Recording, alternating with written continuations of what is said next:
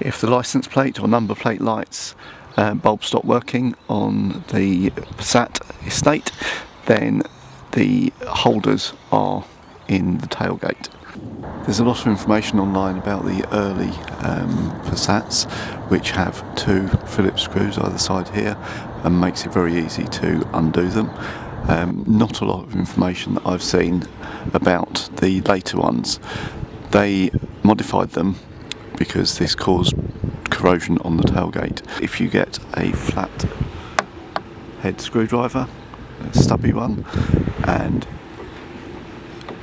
put that in there, and you then push to the side,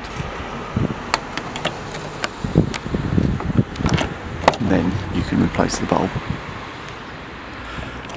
You'll see the clip on the side here.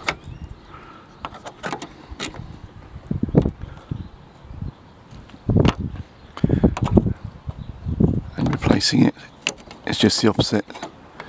Slide that in first and pop it in place. It's nice and secure.